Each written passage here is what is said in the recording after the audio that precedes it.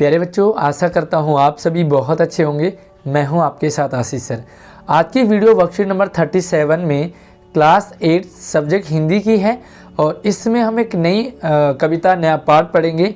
वसंत में सूरदास के पद। बहुत ही इंटरेस्टिंग, मज़ेदार ये कविता है।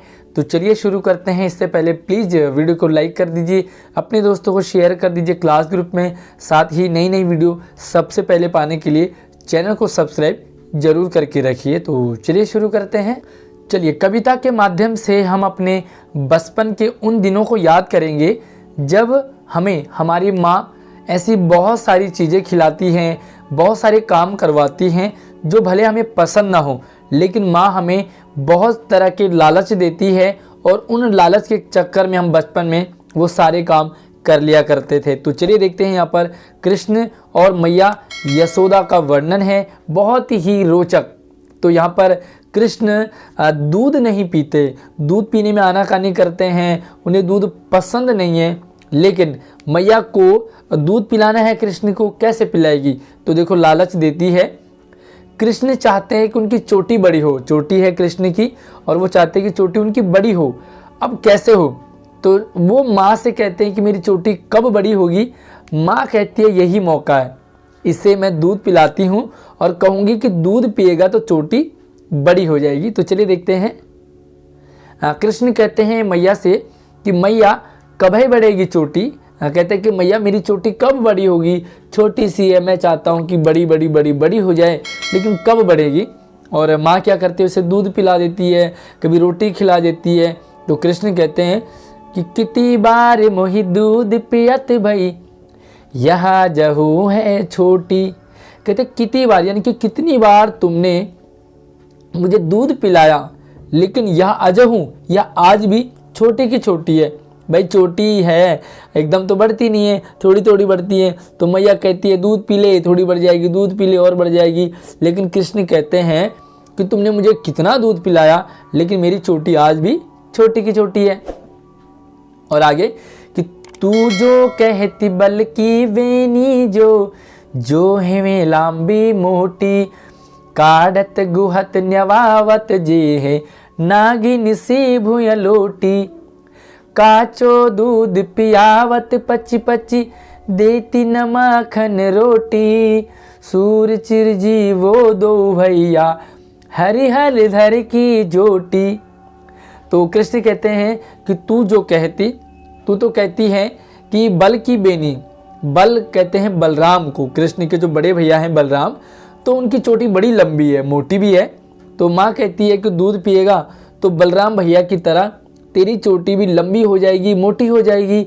तो कृष्ण कहते हैं कि तू तो मुझे दूध पिलाती है, कहती है कि भैया की तरह हो जाएगी, लेकिन होती नहीं है। क्या कहती है? लंबी मोटी नहीं हुई है। और क्या करवाती है? काढ़त, यानी कि चोटी को कंघी कराती है, गुहत यानी कि गुथवाती है, नेवावत यानी कि नहलाती है। तो माँ क्या करती है? चोटी बढ़वाने के लिए कृष्ण को दूध भी पिला देती है, कृष्ण की कंघी भी कर देती है बालों में, चोटी भी गूंथ देती है और नहला भी देती है। और क्या कहती है कि नागिन सी भुइयाँ लोटी, तेरी चोटी कंघी करेगा, बाल बनाएगा, नहाएगा, साफ रहेगा, तो तेरी चोटी नागिन की तरह जमीन में लौटने लग जाएगी, लेकिन अभी तो छोटी है। और क्या करती है कि काचो दूध पियावत, मुझे कच्चा दूध पिलाती है। कच्चा दूध सेहत के लिए बहुत ज़्यादा अच्छा होता है। तो पची पची यानी कि बार बार, तू मुझे बार बार कच्चा दूध पिलाती है, लेकिन देती ना माखन रोटी। कृष्ण को माखन रोटी बहुत पसंद है, लेकिन मैया सोचती है कि माखन रोटी तो अपने आप खा जाएगा, दूध नहीं पीता है, तो दूध पिलाती है, कंघी करवाती है, ये बोल के कि तेरी चोटी बढ़ जाएगी। और सूरदास जी कहते हैं कि चिरजीवो दो भैया, चिरंजीवी रहो दोनों भैया, हरि यानी कि कृष्ण, हलधर यानी कि बलराम। बलराम का एक नाम है हलधर। अब बलराम को हलधर क्यों कहते हैं? बलराम का जो हथियार है ना, वो है हल।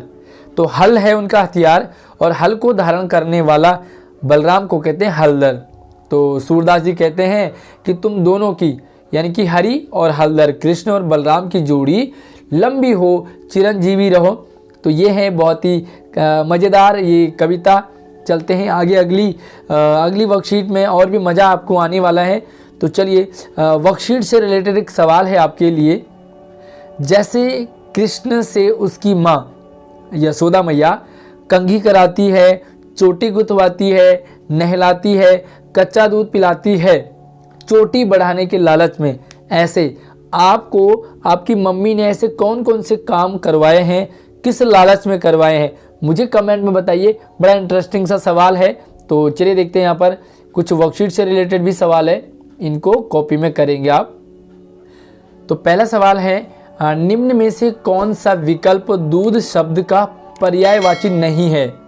दूध शब्द का पर्यायवाची, इसका मतलब 4 शब्द हैं, 3 तो दूध के पर्यायवाची हैं लेकिन एक नहीं है। तो देखो यहाँ पर दूध, पय को भी दूध कहते हैं, दुग्ध को भी दूध कहते हैं और गोरस को भी दूध कहते हैं, लेकिन जो नीर है ना ये पानी को कहते हैं। तो इसका करेक्ट आंसर क्या रहेगा, नीर। 4 ऑप्शन लिखोगे, उसके बाद नीर को या तो अंडरलाइन कर दोगे या सर्कल कर दोगे या अलग से लिख दोगे। चलिए दूसरा सवाल है। तो चलिए मैं आज आपको लिखवाऊंगा नहीं बल्कि मैं आपको समझाऊंगा, और अगर आपको प्रॉब्लम हो समझने में, अगर आपको लिखवाना ही होगा तो आप मुझे कमेंट कर दें, मैं आपको लिखवा दूंगा। तो यहाँ पे देखो मैं समझा रहा हूँ आपको।